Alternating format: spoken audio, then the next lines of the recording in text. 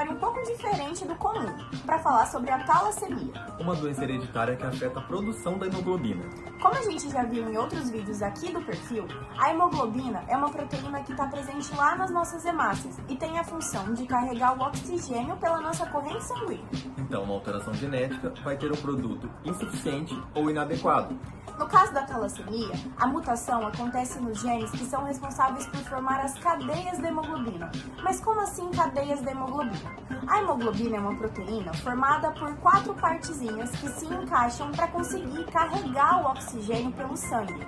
2 dessas partes são chamadas de alfa e 2 dessas partes são chamadas de beta, que formam a proteína como um todo. Na chamada beta-talassemia, por exemplo, há uma mutação no gene HBB, localizado lá no cromossomo 11.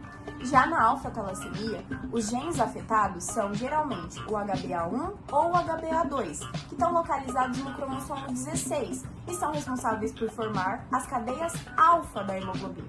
E Ana, qual o padrão de herança dessa doença?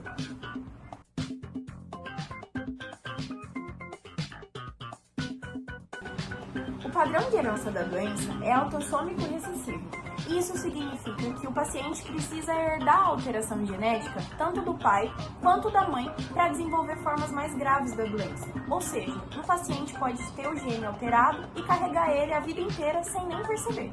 E quais os sintomas que a gente pode observar nesses pacientes? Isso é determinado pela gravidade da doença, podendo ter cansaço, falta de ar, palidez.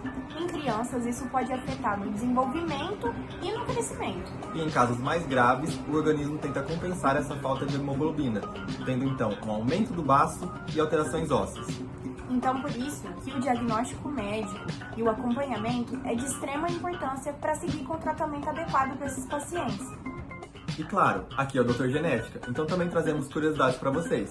Uma das curiosidades é que acreditam que algumas mutações da talassemia tenham permanecido na população para trazer certa proteção contra a malária. Isso porque, quando a hemoglobina está alterada, a célula não fica estável e o parasita não consegue permanecer dentro dela. É como se ele tentasse morar numa casa que está toda bagunçada, e isso afeta ele e faz com que ele morra mais rápido.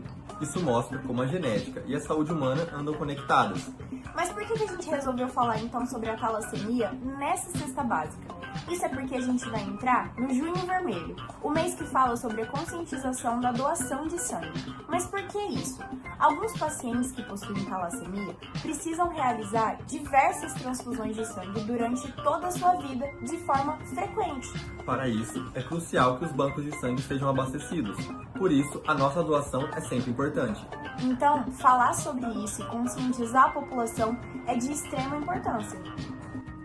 Se você gostou desse vídeo, curte, comenta, compartilha, segue a gente e fala aí embaixo qual o próximo tema que você quer ver na nossa próxima cesta básica. Foi isso por hoje, tchau!